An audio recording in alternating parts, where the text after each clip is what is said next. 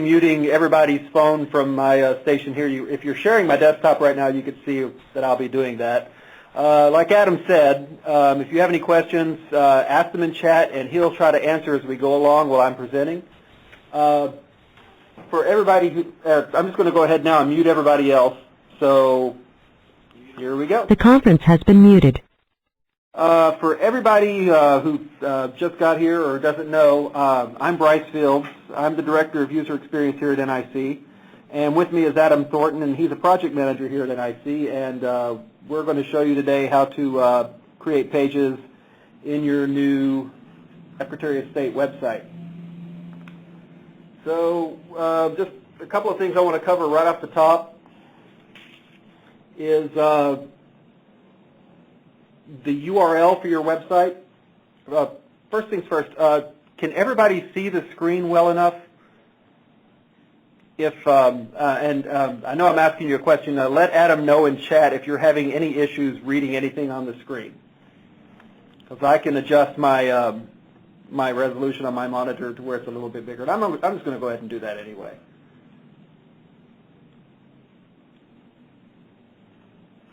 And I think I may have made it a little too big, but heck, now everybody should be able to see a lot better.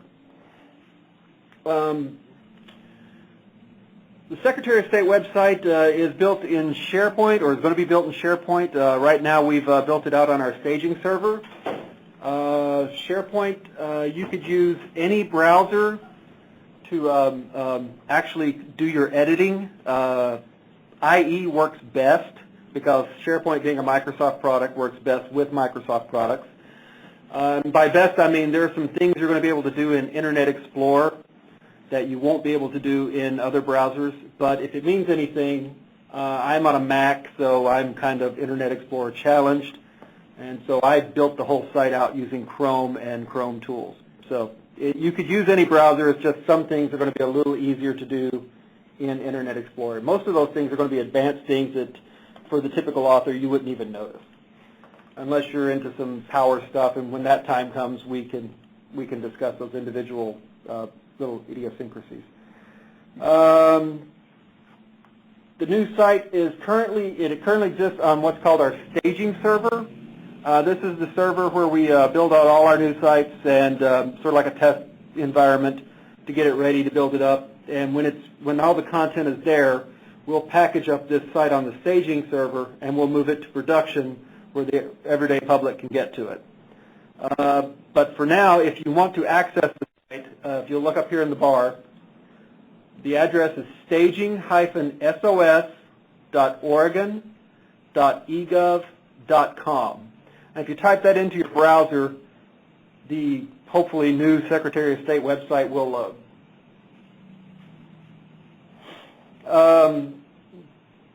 SharePoint has what we call, what you're looking at when you type that in is your live site. And by your live site, we mean that's the site the general public sees when they come to the site, and that's the part that's readily available to them. Now, when it comes to editing and maintaining your content, we have also what's called an authoring site. And to get to that, all you do is at the beginning of your URL, you type authoring, AUTHORING hyphen staging-sos.oregon.egov.com. And if you hit enter, you'll notice you'll be prompted for a username and password. And I don't know if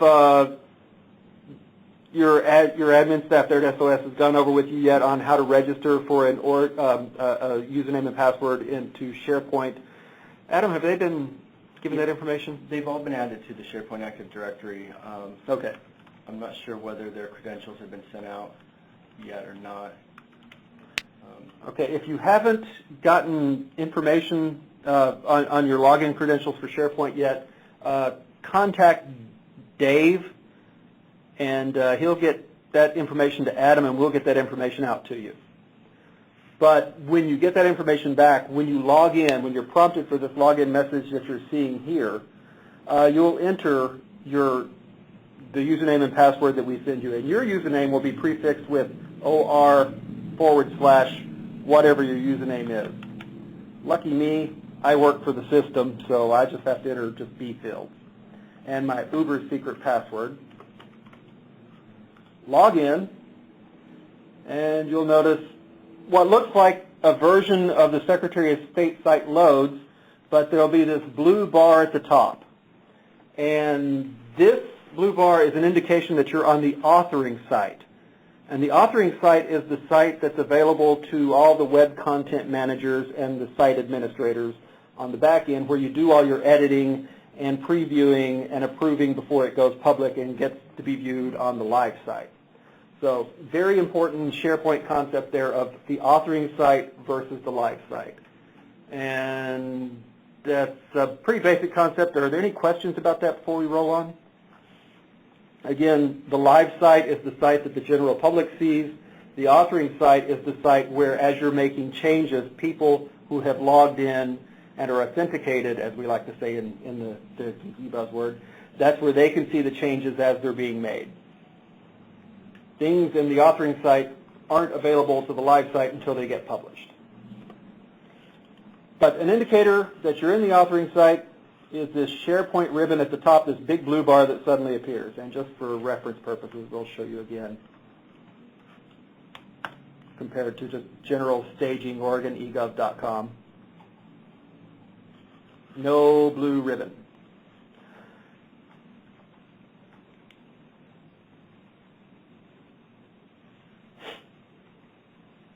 Now, when we, right now all your work's going to be done on our staging server, and those two URLs will get you in, the staging-oregon.egov.com will get you onto the live site.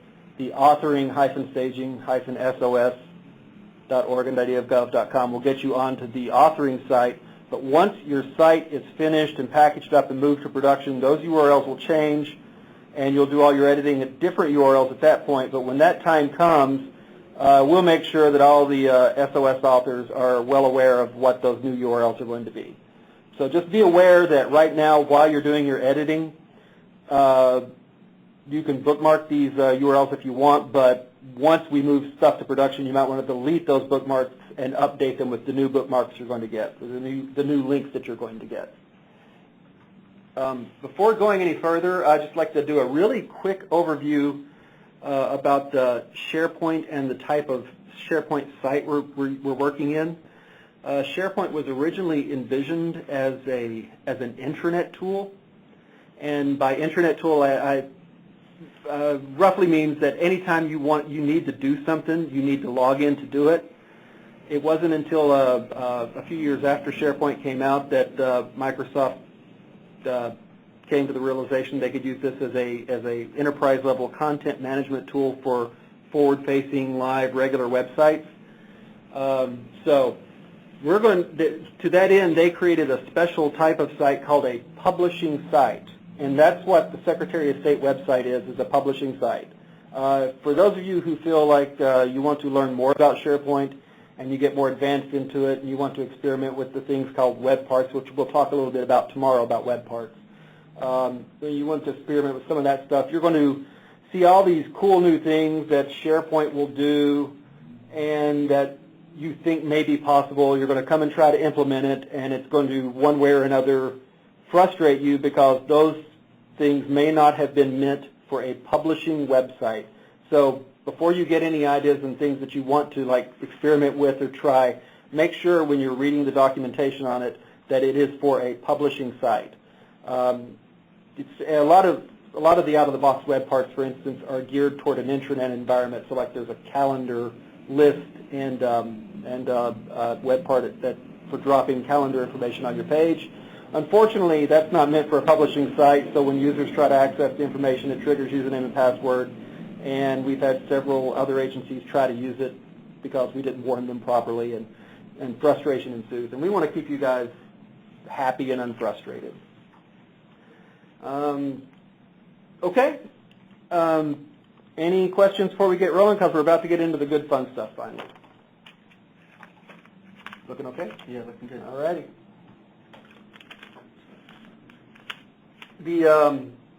I guess the first thing you need to know is the basic makeup of a SharePoint site. SharePoint is broken down into things called lists, and they sound that's exactly what they are. It's just lists of data. You could think of them maybe as like an Access database, a poor man's Access database, or an Excel spreadsheet, but friendlied up. Lists, libraries, and libraries are kind of what they sound like as well. It's the basic kind is the document library, and that's where you store your documents and your images and things like that. And then there's the what's called sites, and a site is what we're looking at now. Only every SharePoint site can have subsites underneath it. And so the three basic parts of SharePoint: lists, libraries, and sites. And you'll hear me going over that over and over as we go on here. All the real fun starts in the ribbon. That's where all your main controls are. Everything that you really will probably interact with the most on navigating around in SharePoint will be through the Site Actions menu. And specifically, you'll probably be, a typical web author will probably be concentrating on just four items: Edit Page, New Page, Manage Content and Structure, and View All Site Content. Now, when you actually log in yourself, your ribbon might look a little different than mine because the items that appear in the ribbon are permissions-based. And as a site administrator, I might have access to more things than you have. So things might look a little different when looking at, if we went into site settings, for instance, I would see options available to me that you would not see. Or there might be some options in my ribbon that might not be available to you. But for the most part, those four basic ones will be there: Edit Page, New Page, Manage Content and Structure, and View All Site Content. And Edit Page, we'll talk about it more here in a minute New Page, we'll talk about more in a minute when it comes time to actually show you how to create pages. I would recommend not using New Page to create your pages, and I'll explain that here in a little bit. Edit Page is a button that you probably use a lot more. Manage Content and Structure and View All Site Content are the ones you'll use the most for navigating the site. And they're basically two different ways to look at the same information. Manage Content and Structure, if you click on it, when the page loads, you'll notice over here in the left pane gives you this nice tree view of everything that's available in your SharePoint site. You have, like I mentioned before, you have other subsites that exist under your main site, and they are all generally denoted by this little icon here, where it looks like it's got the little children pieces attached to the parent piece. And there's the basic sites in the SOS site are the audits, business, elections. Press releases is a SharePoint out-of-the-box site. You guys aren't using it, again, because it's a lot of intranet-y stuff. It's probably, if your admin decides to delete it, they can. It's not going to be an issue. Search, another out-of-the-box SharePoint site. Probably shouldn't delete that one, though, even though we're not using that search. We use Google Search. State archives and voting. So the basic, again, Secretary of State sites are audits, business, elections, state archives, and voting. And that's, when you look at these items right here, that's what they correspond to, those subsites under the parent site. You also have a bunch of lists denoted by this icon, and some of them are specialized out-of-the-box SharePoint lists. Some of them, most of them you won't be dealing with. There'll be a couple that you'll deal with on a regular basis. That's documents, and that's where you store all your documents on the site. And images is where you'll end up storing all your images on the site. I'm sorry, I just misspoke. Lists and libraries. Documents and images are specialized libraries, and you'll notice the specialized icons for libraries as well. Sorry about that. I got ahead of myself there for what I wanted to tell you. So lists, there are some that you'll be dealing with. We'll go into a little more detail tomorrow because a lot of your site's sub-navigation is managed in lists and some of the content is managed in lists. But for the most part, you're concerned with the two document libraries of documents and images, and that's where you'll be uploading a lot of your content. And something else I wanted to point out is that every subsite also has its own associated lists and libraries. And every subsite also has a documents library, an images library, and a pages library. And that's another library I forgot to mention in the parent site, also a pages library. And the pages library is very important, and that's where your web pages are actually stored. Like if we click onto this one, these are all the web pages that are stored in the root of the site. If, for instance, you're working with, if you belong to the audit section and you're working in the audit section of the site, all your pages are stored under audits pages. The nice thing about the managed content and structure view is, one, it gives you a nice overview of everything at any one time, even though that can be overwhelming if you have a very large site. But the other nice thing is, if you come into managed content and structure, you could always change your view to view files that are checked out to you, that you have that are pending approval, and things that you have in draft. And when we start talking about page lifecycle here in a minute, that'll start those terms of checked out, pending, and draft will make a little more sense. But you could view all the documents that you have in draft, for instance, just by clicking, and there they are. And I need to check some things in clearly. So that's managed content and structure. You'll notice that there's no ribbon when you're in managed content and structure. You just have this link back in the upper left-hand corner that will take you back to where you last were. So I started off on the Secretary of State website when I hit managed content and structure. When I take that back link, it takes me back to that site that I was at. The other view is view all site content. Now, it differs from managed content and structure in that view all site content only gives you a view of just the list and just the document libraries associated with the site you're currently on, and also any subsite that it may have. So you'll notice here I'm in the parent site of Secretary of State, the home site, if you will. I have all these lists and libraries available to me, and I have all those little child sites that are available under there as well. If I was to go in and open the audit site, and I go and look at its content and view all site content, I'll also see the libraries and the lists related just to that site, and if it had any parent site or any children's sites, I would notice that as well. But I don't see anything related to the site from what it's called the parent site, which is the home site. So again, a very important distinction that if I go into view all site content at any given, I'm only going to see what's available on that particular site that I'm on. But if I go into manage content and structure, I see everything. Now, the other thing is, just because you see everything in manage content and structure, a lot of the different divisions of Secretary of State are going to be, their permissions are only going to grant them access to their individual pieces of the website. So if, for instance, you're working with the Corporations Division and you're assigned to work on content under business, even though you can see audits, if you go in and try to edit their pages, chances are you're not going to have permissions to do that. So you will only be able to go in and edit their pages under business. Let's drop back into audits. Oh, and if you look in the ribbon, there's this little folder with an up arrow. You could easily navigate levels and see relationships as to where you are to the parent site. Like I'm currently on the all site content page, the view all site content page of the audits subsite of the Secretary of State site. So that's just one way that SharePoint gives you like a little breadcrumbs to where you know where you are at any given time.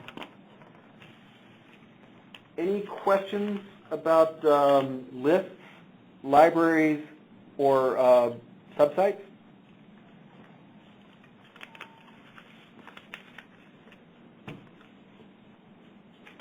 All right, then. I think we're about to have some real fun. We're all going to go outside to Dairy Queen and get ice cream. Man, it's no fun when I can't hear you guys laughing. I got you muted. Darn it. Or booing me. Maybe you're booing me.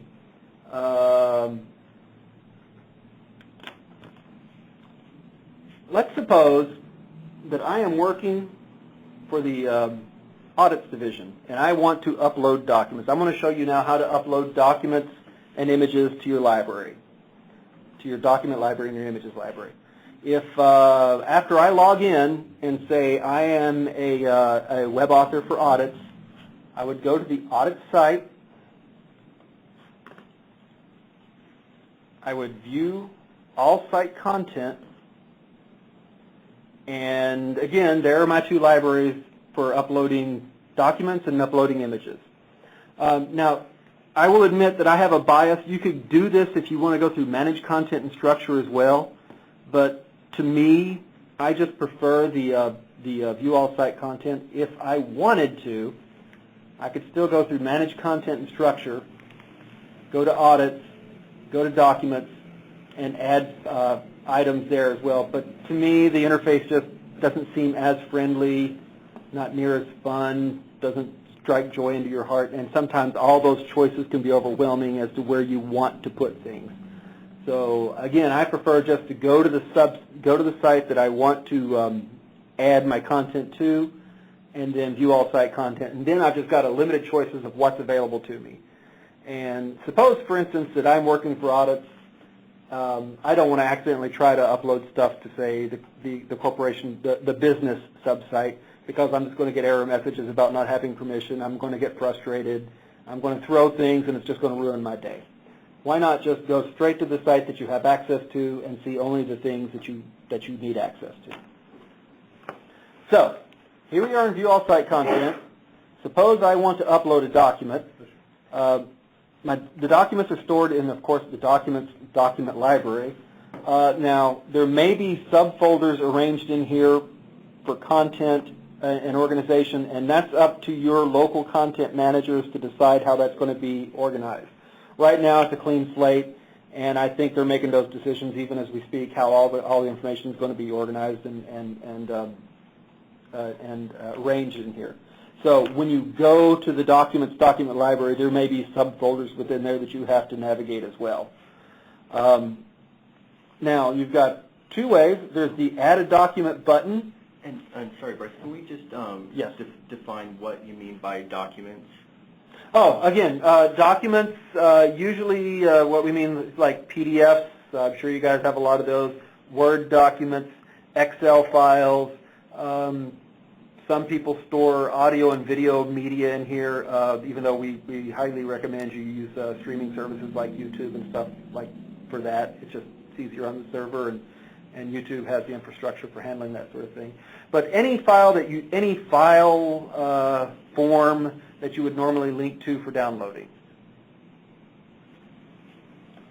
And if you'll notice on my page over here, I actually have a document that we're going to upload for practice. You could either click Add Document and do it that way, or if you'll notice up here in the ribbon, when I come into a document library, I get these context-sensitive tools, and I have a library sub-tab for managing my documents and managing the entire library. Managing the entire library is probably something that your admin staff will do. I really doubt you'll be doing a lot of work in here, except maybe if you're an Internet Explorer and you want to go into data sheet view and working on a list. That's a long story, more advanced topic, and if you ever feel the need, we can cover that individually with you. But the Documents tab is where you'll spend most of your time. If you highlight over the Upload Document and do the down menu, you'll notice you'll have the option to upload a document or upload multiple documents. The good news is Upload Document works every single time for every single user. The bad news is Upload Multiple Documents works for Internet Explorer users. It's one of those special features that only works in IE. And even then, it depends on what version of Office you have installed, sometimes what day of the week it is, and whether the wind's blowing out of the west. But it's definitely like versions of Office. And So you might have Internet Explorer, and you still might not have access to upload multiple documents. Also, being a Mac user, of course, I always have to upload one at a time. If you have 100 documents to upload, you can see where being able to upload multiple documents at any given time is much preferable to doing them one at a time 100 times. But upload a document. You get this dialog for navigating to on your computer to where you have the document. I have mine on the desktop with the very descriptive name of document1.pdf. We're going to upload it. Now there's the option here to override existing files. Make sure that's always checked. If you don't check it and you upload a file that you're wanting to use to replace another file of the same name, SharePoint will create two separate files with the same name and the same URL. So it has that ability if you ever should need it to do that, but in a web situation you don't. Always make sure you choose overwrite so that if I'm trying to upload a replacement document, it will actually replace the document that I have already on the server. Click OK, and you are going to be presented with a place where you can change the name of the document. Suppose I wanted to give it a more descriptive name. Suppose this is a filing form .pdf. You can give it a title. If you insert this link into a page without giving it text to start with, this is the text that will come along to it. Let's just call this, since I'm in audits, and you can also select whether this thing is going to go live immediately, or if I wanted to say, for instance, not make it available until 10 a.m. on the 24th. You could also tell it has a definitive shelf life and when to stop publishing. I can't think of any situation in current web in your current web where you'll want to upload something and give it like a publishing date after you upload it, especially if you're going to use it, or if you ever want it to stop working. Because what's going to happen is that any time you try to link to this document, if it's outside that range you give it, that link is not going to be available. So, in theory, if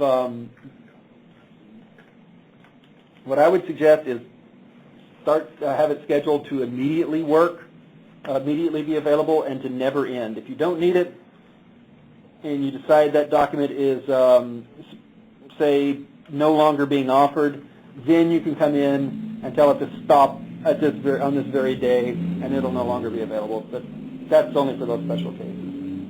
Click Save, and there's my new PDF I've uploaded.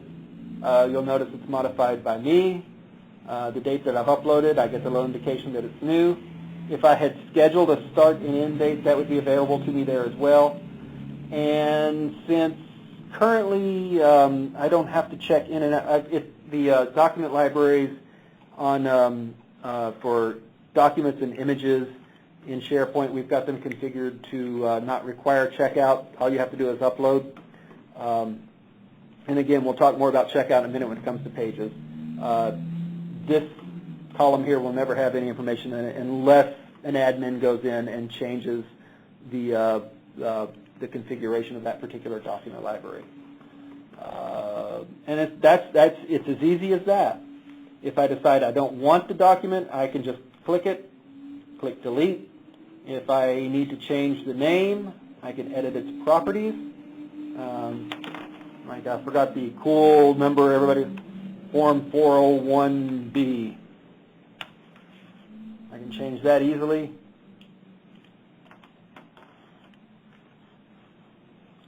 And now, if I was to go and link that document into my content, it'll show up as Form 401B, whatever else that was. Another type of document you might want to, and again, another thing you might want to upload is your images. I imagine that you guys will have a some sort of style guide on how big images should be and how they should be placed on the page and how many you should use and such, so that you don't deviate from the new approved look and feel. I don't know what that is. That's probably not for me to determine. That's probably going to be for content managers to determine. But whatever that's going to be, this is how you will add images to SharePoint to where you can upload them. You would click the images library, and again, you want to add the image into the document library of the site where it's going to be used. So if I'm working in audits, I want to make sure I'm in the audit site in the audits images document library, because every site and every sub-site has its own images library. And again, I've got the library tools, and sometimes one of the drawbacks of using Chrome is the ribbon freezes on you, and you have to reload. But again, I have the upload document. I can create folder organization, or I can just add new item. And it's going to be a dialog very similar to what we just saw. Choose happyface.jpg, because it's happy that it's a beautiful day outside. Overwrite existing files, always have that turned on. And it is by default, by the way. Now, here I have a few more choices. I can give it a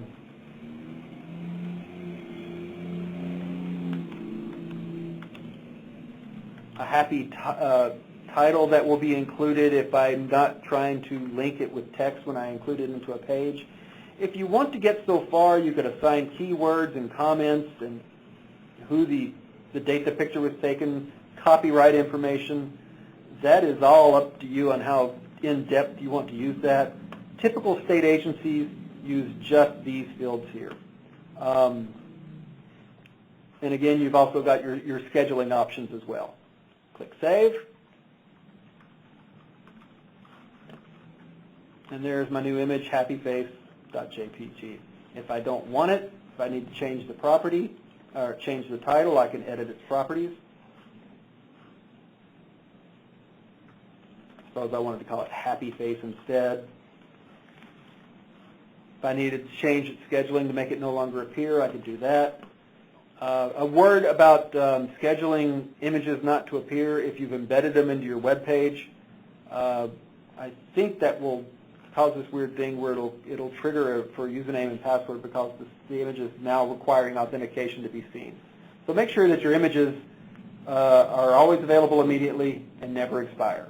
And if you ever feel you're never going to use them, go and actually remove them from the page. You have the option of deleting it if you want to. We're not going to, because we're going to use this later for a demo.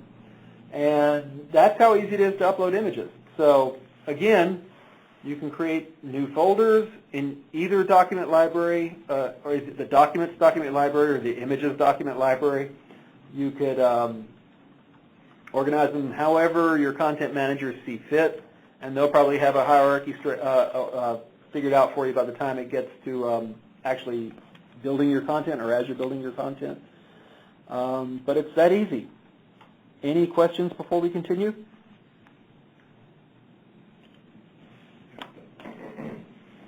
You have to put unmute in your controls. Well, I imagine they're asking. Oh, when I say any questions, I mean type them in and fill them to Adam, and if he feels like they're important enough for me to address to the crowd, I will stop everything, because I forgot I've got you guys muted. I can't hear a word you're saying.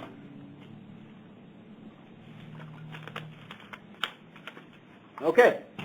Well, I think it's also good to know, we've had a couple people that have signed in late or were having troubles with the audio. So a thing to remember is that we're also recording this session, which we'll make into a little movie file that you can watch at your own convenience. yes. So if you know some of the issues, you want to kind of look at again, or if you missed some of the early parts, we'll make sure we get you the link to watch this video at your own convenience. Oh. So we've we've learned how to basically get around SharePoint and how to view our lists, our libraries, and our subsites, and we've learned how to add things to our document libraries and to our image libraries. But the real power of being able to manage the web is to create web pages, of course, and to manage web pages. And so, Hey, Bryce, I'm sorry, just Yes. before we move on, we had a good question about how you can add, when you hover over an image, how you can get text to appear. Is that possible with images?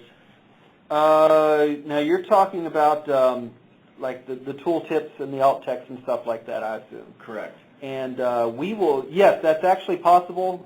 Some of the functionality might be browser dependent, but when we embed, remind me of that when we talk about editing a web page, and I embed Mr. Smiley Face here in a page here in a minute, and I'll show you how to do that. Great, thank you. So anyway, suppose we want to create a web page in the audit site.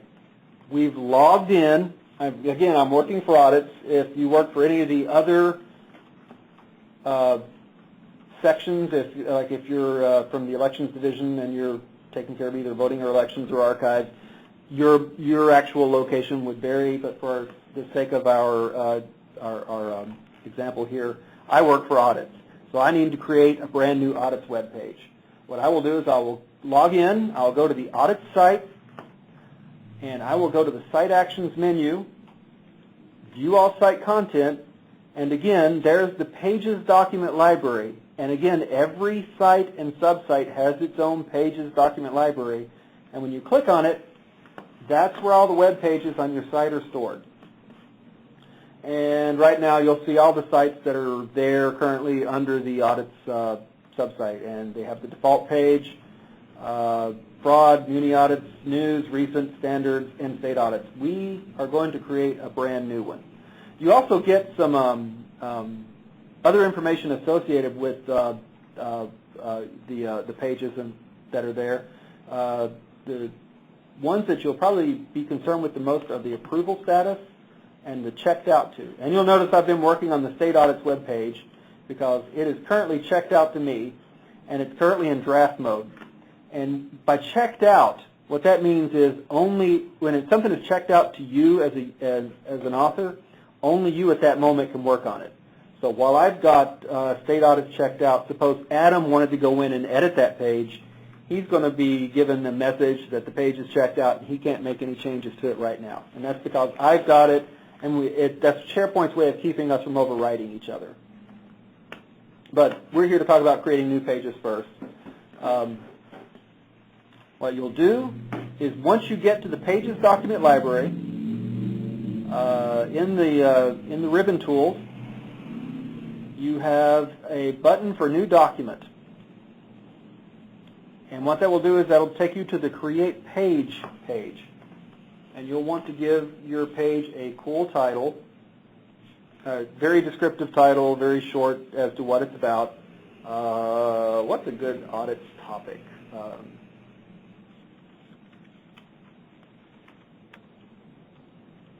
Let's just call it 2012 audits. Now, you'll notice when I click out after I've given it a title, SharePoint comes down here and it tries to give it a URL name. And the URL name is the name that's going to appear as the web address. And let me just come back over here right now. I'm going to look at the live site. I'm going to show you what I'm talking about. If I go into audits right now, and let me just pick one of these pages. When they talk about the URL name, they're talking about this part right here. This is the part that shows up after the slash. So that page would be called /audits/pages/2012-audits.aspx. So if you give something what SharePoint does is when you give something a title, it wants to make sure it at least has some sort of name. So it tries to create a name for you by sticking hyphens into whatever your title is. That's all well and good unless you're a person who works phones at your help desk and you have somebody calling in and they're frustrated enough already and you have to give them a web address where they need to go to.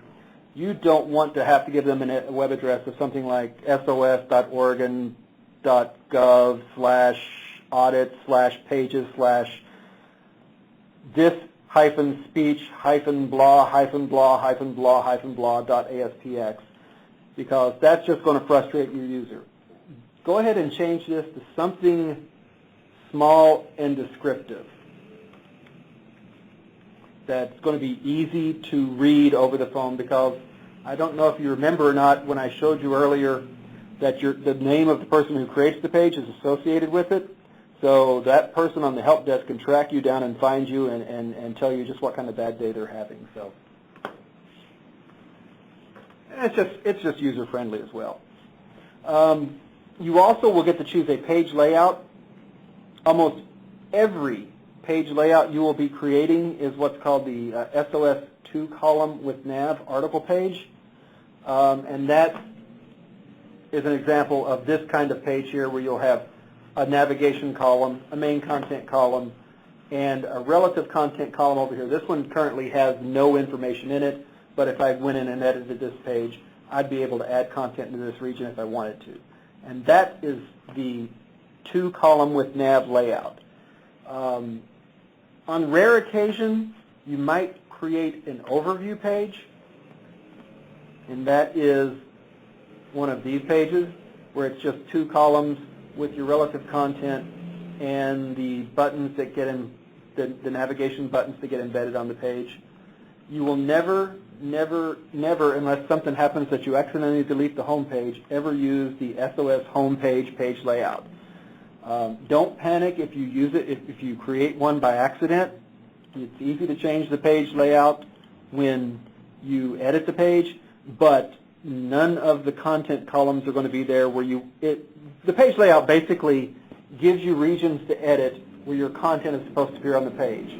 And the home page has columns that, here's an editable region, here's an editable region, here's an editable region. It's not going to match up very well with the look and feel of, say, something on the inside of the site. So the nice thing is the default page layout, if you forget to choose one, is always going to be the 2-column with nav page layout. So we click Create.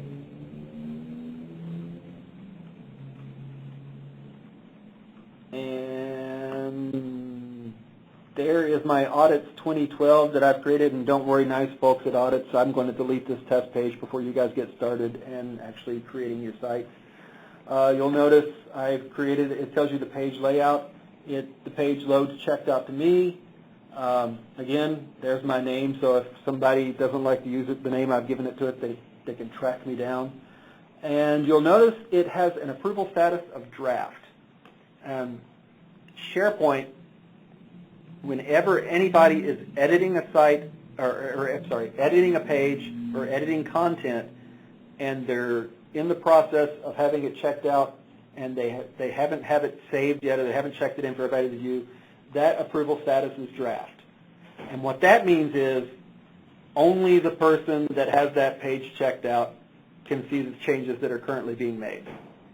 After you've checked in a page that you're working on, the status goes to pending. And what pending means is that it's now available to all other content authors on the authoring site. But the people on the live site can't see it yet because it hasn't been published. It's only after it's been published that it goes to this approved status, and that's the status that's now finally available on the live site. So again, while you're editing a page, it'll be in draft, and it's checked out to you, it'll be in draft mode or draft status. After you've checked it in and before it's published, it's called pending status, and that's available to everybody on the authoring side. So anybody that can log in and edit a page will be able to see your changes. But people who come to your live site won't be able to see that until it's approved. But, and that's kind of it's a tricky concept for some people, but you'll get used to it. And actually becomes quite natural after about a few days of dealing with SharePoint. we have now created the Audits 2012 page. You see we got our little new icon there. And from here on in, anything I tell you about editing a page or creating a page, it's all the same process from here on in. So if I need to edit the Audits 2012 page, I can click on it and go to it, and it loads, and there's my title I gave it, and you'll notice it doesn't have a navigation yet. It has no content, so I need to edit the page and actually give it some cool content. I can click the Edit button here, Site Actions Edit, or if I want to click something here, I can click the Page tab and edit as well. All three of those will open up the page for editing. I'm a shortcut kind of guy, so I just go straight to Edit. Now, when the page loads, you'll notice that it changes drastically. You get these editable regions that are delineated to you. Your left column content region, let me just drill down into a page here. Your left column content region is this region here. And typically that's where your left nav will show up. And you'll notice right now when the page first gets added, there is no left nav. And we add the left nav in with something called a web part, and we'll be covering that tomorrow, how to add the web part in and how to configure it. So just for now, know that there is content here you can edit, but we'll be covering how to edit that a little bit more tomorrow. You also have the relative content region over here, and again, that's an area for any extra information pertaining to the content of the page or any site-wide announcements that you might want to include throughout the audit site. All that kind of goes over the relative content. And then you also have the area here called the page content, and that's where the bulk of your actual page editing takes place. And we click in there and click Edit New Content. Oh, one thing I did want to show you is you'll notice when I click out of any of these editable regions, my ribbon is nice and empty. When I click into an editable region, suddenly new word in Mr. Rogers' neighborhood, context-sensitive options appear in my ribbon called the editing tools, and that will allow me to format text or insert things into the page. And these get even more refined based on what I've inserted in. We'll see those in a second. So here we are. We're ready to start adding content to our page.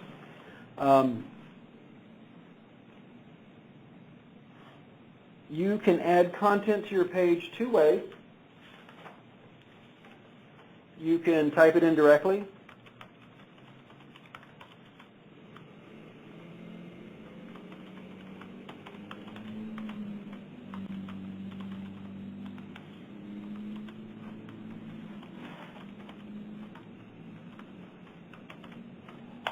And as you hit enter, new paragraphs, that sort of thing. If you want, you can cut and paste content in. You'll notice that I'm a big fan of the lorem ipsum text for demos. And you can copy and paste that in. Now, one thing I would recommend you don't do is to copy and paste text straight from Word or any other rich text editor, because then if you do, you're bringing over the formatting from the Word document and pasting it into SharePoint, and that can cause issues in that formatting might not be in conformance with the current site look and feel. So you want to be sure to do something called wash your text if you do that. And by wash your text, what I mean is if you're going to copy from Word or any other rich text formatted editor, you want to open up Notepad or any plain text editor first. Probably everybody's a Windows user at SOS, I imagine, so you'll have Notepad available. Paste your text into there and then paste it into your page. And what that does is that strips out any of the non-standard fonts or non-standard colors that the Word document would bring along to the page. And if you're unsure of whether something has a rich text editor or is a rich text editor or not, if you can control the font families, the font sizes, the font colors, the background colors, that's a rich text editor. So be very careful about copying and pasting that stuff over. You're given options for changing fonts and font sizes. I would recommend against not using that unless it's sanctioned by your webmaster or your site admin, because then you start deviating from what might be an established look and feel for the site, and a lot of that's going to be built into the styles as you actually enter content.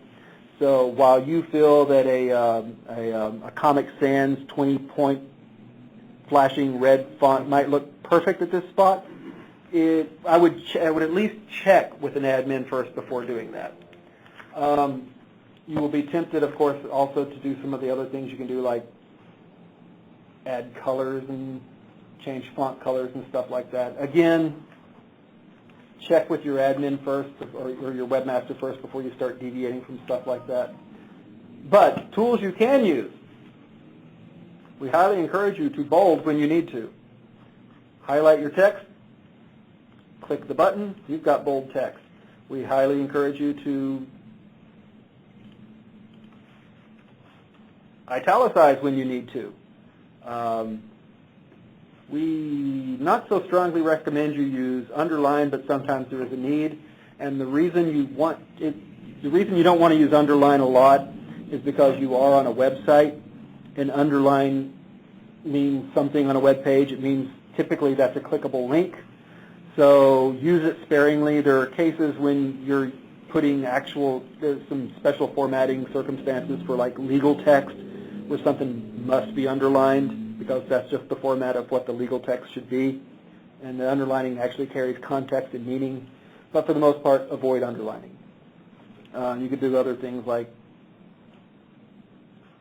strike-throughs, and I can add subscripts and superscripts if need be. Basically, it's just like a word processor buttons, so you should be able to catch on fairly quickly how they work.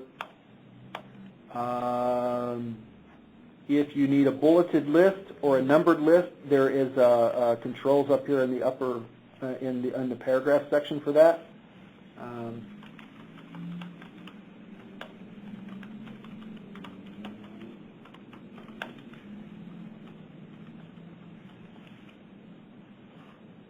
Order list, same thing.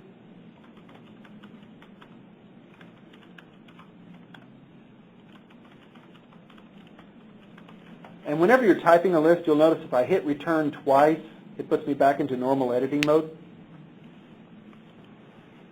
And if I need to indent text, I have a button, except I've stripped it out. Sorry, the indent and outdent doesn't work at the moment. One thing I also would caution against using is maybe the alignments. Again, you might be deviating from the normal standard for what is being developed for look and feel. While you may feel that centered text looks just fine for readability purposes and whatever, you might not want to do it. Oh, and anytime you ever get in trouble, the undo button is your friend. Just back up to a point to where you can, where you feel like your mistake has not been multiplied thousandfold, and you can start over. When you're done, there's spell checking for a variety of languages. I'll see what we can do about getting some of these removed, because I don't think you'll ever want to spell check English Jamaican, for instance.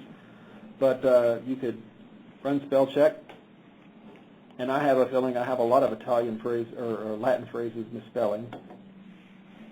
And I've got 50 spelling errors, and there they are. I was right.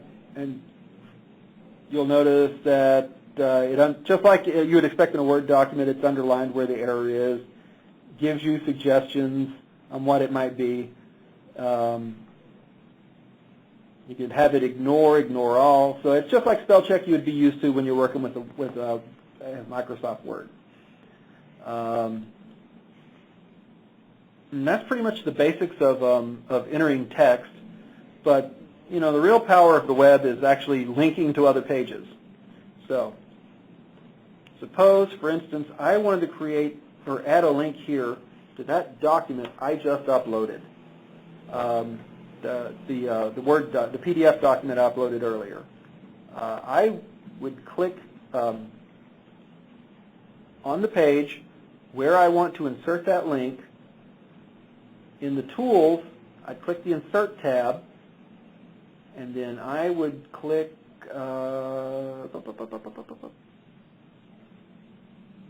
I just gone blank. Hyperlink. Excuse me. I'm sorry. I'm looking for a Documents button for some silly reason. I'm going to add a link at that spot where I just clicked the page. That's all, folks. I can add the link from SharePoint or from a web address. So if I'm adding to a link to someplace like Google or something like that, I can go ahead and add it this way. But for the most part, I'm almost always going to want to add a link to something in SharePoint. When I click from SharePoint, thank you guys, you'll notice I get this tree view again of everything that's available to me, and since I'm working in the State Archives site, that's what's expanded at the moment. There might be content in some of these other sites, but if I am a State Archives, audits, if I'm an audits worker, I would expect that I would not have access to their content, so I would probably get an error message trying to link to it. But I have added a document to the sorry, not being able to find that link just threw me. I have added the document to the Documents library under the Audit subsite. So I go to the Audit subsite. I know it's in there. I know this is what I have access to. Another point I want to make is make sure you do your navigation with the left pane and you're selecting with the right pane, because it's possible to have an overview of everything and accidentally stick a link into the site of my entire Documents library. So that, if you do that, that's going to prompt your end users once the page is published for usernames and passwords and dogs and cats living together, mass hysteria, and somebody will have to go in and fix your link, and they'll call you funny names and stuff like that. So make sure left pane for navigation, right pane for selecting. Anyway, I wanted to go to the Documents document library. There's the page. There's the document I just uploaded. I'm going to click on that. Click OK. And you'll see that it added it in. It's not the name I thought it was going to add it in. But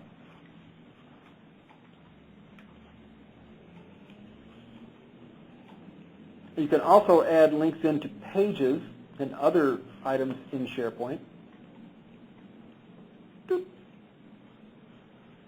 And insert, link,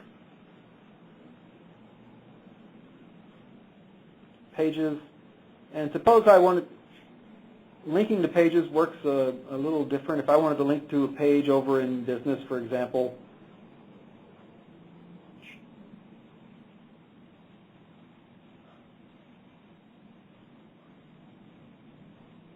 well, let's just link to fraud.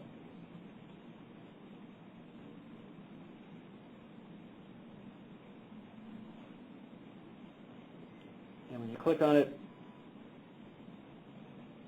I wish I could get rid of this. Let me add it here because all that bad spelling text is throwing me off here.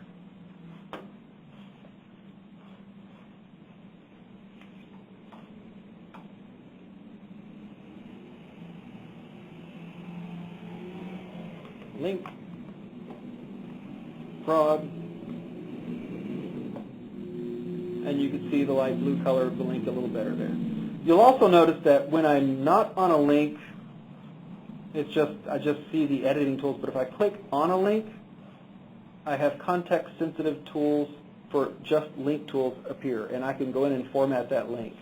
I can give it a description, and what this basically does is it adds, like when you do the little hover over, you get the little tooltip. We asked about this for images earlier. You could also do this with links as well. You could tell it to open in a new tab.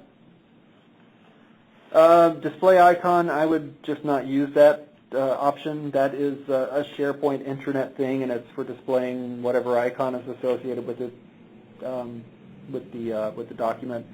We'll take care of that through CSS. You could change the link by selecting a new one, which we're not going to do, or you can remove it entirely. But there are several ways to format your link that way. And you'll notice when I click off the link, it goes away. Now, if I also wanted to link outside of SharePoint, I would click Insert, get the drop-down menu, the drop-down menu from Address, and suppose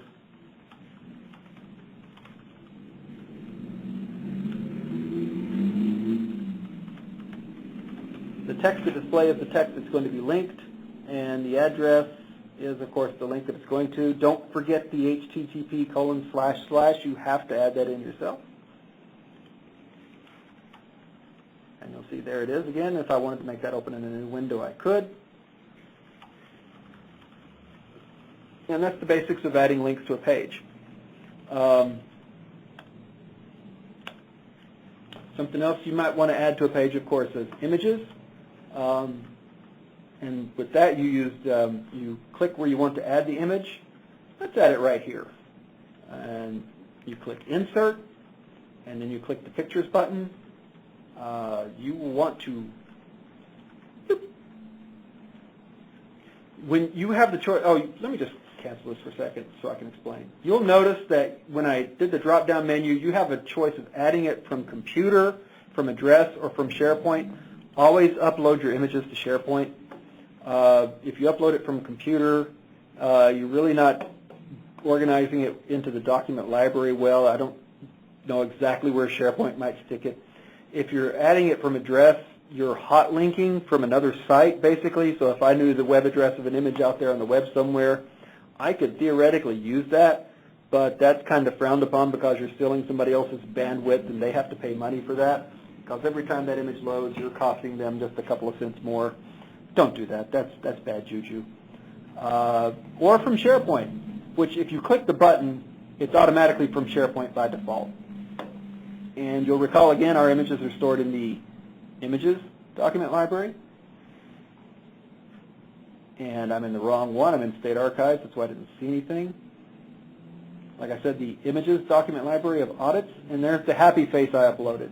Now at this time, if you have an image that you've been working with that you want to upload, or this also goes for documents and you've forgotten, you can click Upload at this point, and you can navigate to the file, grab it, upload it, and add it to the document library that way. And I would, if you don't want to upload beforehand, you want to upload as you're working, that would be the preferable method to do it.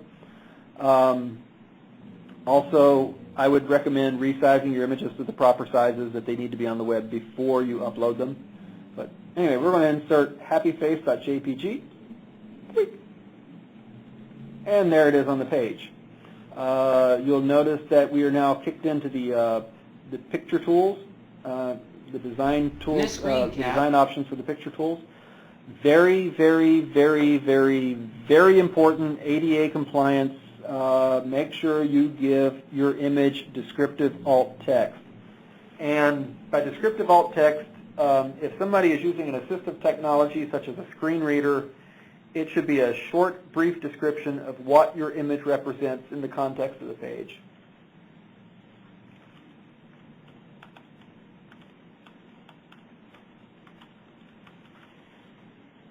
Now, the alt text is not what you would use to describe other information about the image. It should describe exactly what the image does in the context of the page, or exactly what it is. But make sure that if the image has any purpose at all, that you attach that on there. You will have the option of image styles as well, and let me make sure I've got the image highlighted again. No border. Now these are out-of-the-box SharePoint styles that come with SharePoint. What we're probably going to end up doing is creating custom styles for just the Secretary of State and having them appear in this list. Those styles, which will be the approved styles you could use, will all be prefixed with SOS. So if I had SOS thin line border, I know that's one I could use. Otherwise, these SharePoint ones, you could use them, but they're probably non-standard, and your editor may laugh at you and call you names, so don't use them. You could also position to the left, to the right, top, middle, bottom. Now that's of the section that it's in. We want this one to float off to the right somewhere. We can theoretically change the vertical and horizontal size of the image. If we didn't like how big it is, I could go in there and tell it to be like 50 pixels across, or I would tell you that don't do that, because even if I tell that image to represent itself as 50 pixels across, it's still a 216 pixel image. And while for an image this size that's not an issue, we have had issues in the past of agencies calling us up and complaining about SharePoint's, quote, slow loading time, end quote, and we'll go to it and it's a picture page. And they've taken images straight from a high-resolution camera, these huge megapixel images.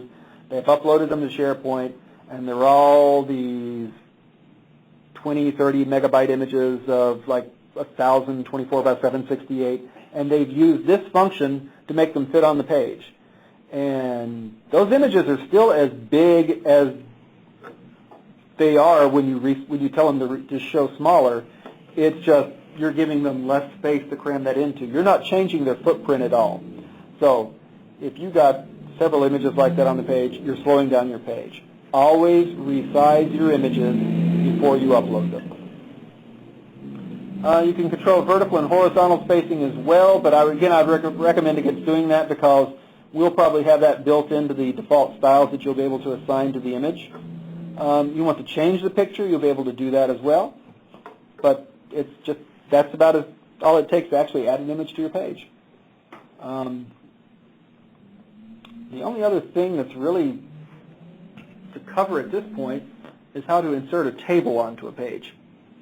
And that's fairly easy. You click where you want your table, click Insert, and you'll notice one of your options here is Tables. SharePoint has this really nifty tool where if I want a 4-column, 3-row table, that's all I have to do, and there it is. And my God, that is tiny.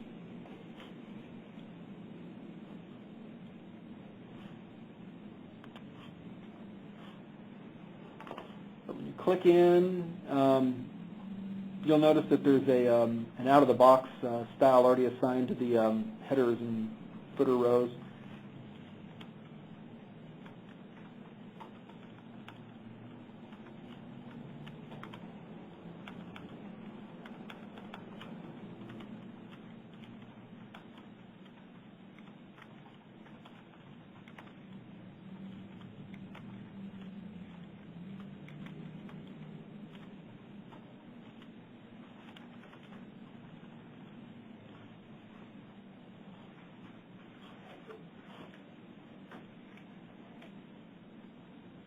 Somehow I have told my rows to be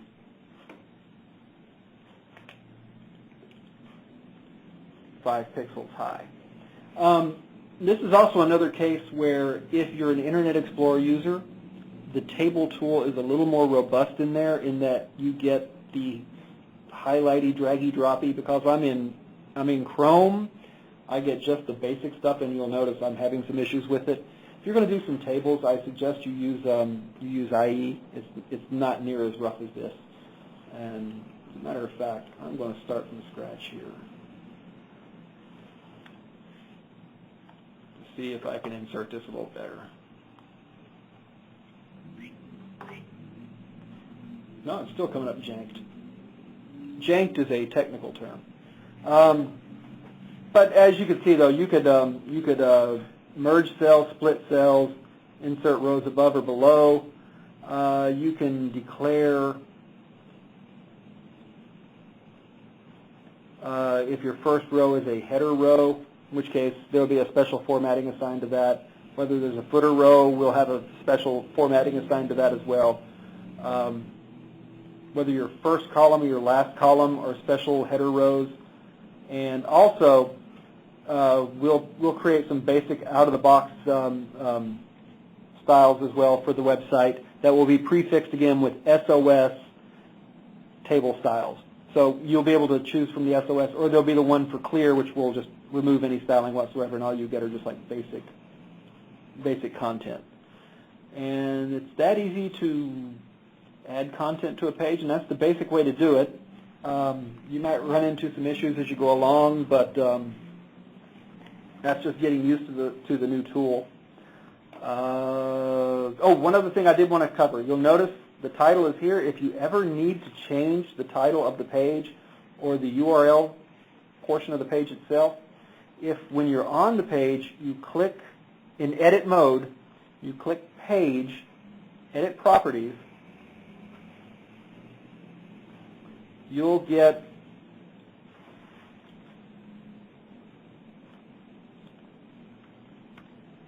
where you could a place where you could change the title and you can change the name.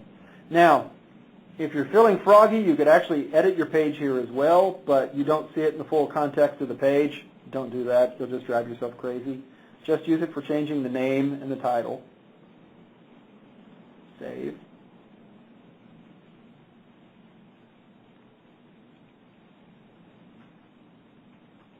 And you'll notice I've changed the name here. Now, one thing that if you do edit the properties, it kicks you out of the editing mode. So you'd have to go back in and click edit to get back into your page.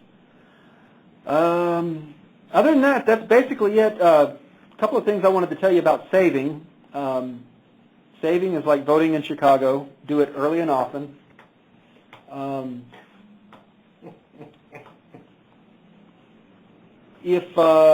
would recommend as you're going along every 5 or 10 minutes, just click this little drop-down button here, go down, save and keep editing, and what that'll do, basically what it says, saves your page, takes you back into editing mode, you just keep on going. If for some reason you find that you're working on the page and all the changes are just not, you don't like what you're doing, you can click stop editing. That'll discard all the changes you've currently made in this session and take you back out of the page. Or when you're done, you save and close. And there's your page, there's your content. Again, we'll go over how to add the left nav in tomorrow. We had no relative content on this page. So, page is there, everything's happy, everything's hunky, except for we haven't checked it in and published it yet. And what I want to do is go in and show you what it currently looks like when we've saved and closed that page before we've checked in and published. If we go to the subsite and view all site content, the pages document library, there's the page I've worked on. You'll notice it's still checked out. It's still in draft mode. That means if it's checked out to me, only I can see the changes I've just made. Checked out in draft, only I can see the changes that are made. So what I will want to do after I've finished editing and saved it, you click the check-in button. Check-in will ask you for comments. I would highly suggest always adding a small, short comment about what change was made on the page. Because SharePoint has this functionality to where if you've made a mistake or if for any other reason you ever need to roll back to a previous version of the page, you can. And those comments can start to become quite valuable after a while for an author who has to roll back to a previous version, because then you could just, rather than trying to pick through and see where the page is different, you can say, oh, here's where I changed that date, and I can just go and pick that version up instead. So always give it a short, happy comment. Does it record the date as well? Yes. Okay. Should record date and time. And for those of you who might not have heard the question was, does it record date as well? Yes, it does. Date and time. It's time-stamped for when you check the page in and create a new version of it. So now I've checked in the page, you'll notice it's no longer checked out. If we refresh the Pages document library, you'll see it's no longer checked out to me, but it's still in draft mode. Now, if it's no longer checked out, that means other people can now go in and make edits to the page. And draft mode, the changes are still only viewable on the authoring side, not on the public side. If you're ever editing a page and you're finding that you're just like completely messed up, you want to start from scratch, there's this option under the checkout button called discard checkout, and that's basically what it does. Anything you've done in that session, no matter when you checked it out for the first time, even if you worked on it for 3 days and you've decided it's all crap, I want to go back and start from when I first started, discard checkout rolls it all back to when you first opened up that page and started work on it. So discard checkout can save your life someday, I promise. You'll see. Once it's checked out, if you have the ability to publish the page, if you're an editor or a site owner or a webmaster like myself, you'll see that you have the publish option here. For most of you web authors, this won't say publish, it'll say submit. But if it says submit and you click it, when you reload this page, you'll see actually it moves over to something called a pending status at that point. And pending status again is it's now been submitted for publication and waiting for approval. So, but if you publish, hit refresh, there's the Audits 2012 page all happy and ready to go. And I think that's pretty much all we had to cover today. We don't want to drive you too crazy. We almost used up all our time anyway. Tomorrow we'll cover the topics of working with lists. You'll notice we've talked about SharePoint's made up of 3 things: lists, libraries, and subsites. And we've really only talked about libraries and subsites at this point. We'll go a little more into lists and how to get that information from the list onto your page. And so we'll be talking about lists and web part management at that point. And tomorrow should be a little easier, shorter session. So before we go any further, before we're done for the day with this one, any questions, any comments? Everybody just want to be outside in the beautiful sunlight. I'm going to unmute the session now so that we could all talk to each other.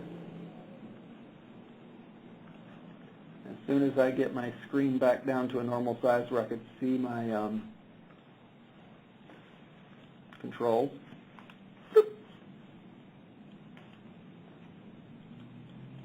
The conference has been muted. The conference has been unmuted. The conference has been unmuted. So, any questions before we finish up for the day? What are the flags for like it and tags notes?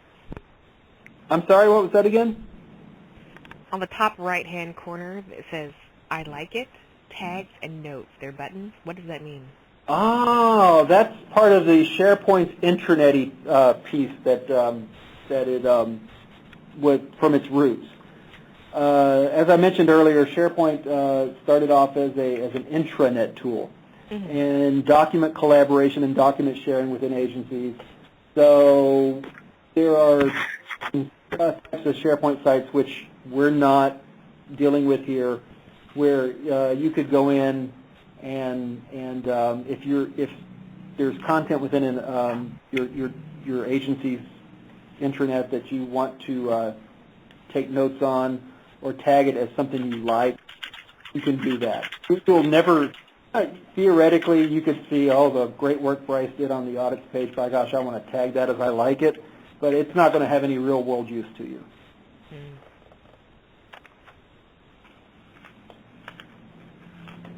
Any other questions? Everybody dying to get outside on this lovely day? Bryce? Yes. I'm wondering if there are other ways to check my page before I take it public or finish editing it for review. Like there's spell check built in. Is there anything like HTML validation? No. SharePoint does not offer an HTML or CSS validator. You could still go through like 3C validator, or there's an HTML5 validator out there that's put out by a separate entity that will just make you cry because of the some of the content that SharePoint inserts under the hood. Just comes across as IE6 specific, for instance. There's a lot of meta tags, for example, that aren't going to validate that SharePoint needs. So we do our best to get you code that is as valid as can be, but there are some limitations to the current limitations in the tool that keeps us from being truly W3C valid. Thank you. You're welcome. It makes me cry, too, if it means anything. Yes, you heard my thoughts. Any other questions? All right, then. Just a reminder that if you have login information, contact Dave Whitbeck, because I'm sure that your admins are going to start to need to add you to your sites now, because the rubber's about to hit the road for you people, and you're going to get turned loose in your site and get to actually start building it. And this is where the real fun starts for you. And it's excited, at least from my end, to see everybody embrace this project and to help try to build something that I think is going to be very cool among Secretary of State websites in the nation, and something that you guys are proud of, that you can take part of and you actually have ownership of. And I know it sounds cheesy, but gosh darn it, that kind of stuff really excites me to get you guys, help you guys do that. So if you have any questions you can think of tomorrow, we'll have a little more time for some questions afterwards, because we don't have that much content to cover tomorrow. And there's nothing else. I'm just going to go ahead and turn you guys loose and let you come up with an excuse to your supervisor to go home early, because it's a beautiful day out. I wish. Thanks, Bryce. You're welcome. Thanks, Bryce.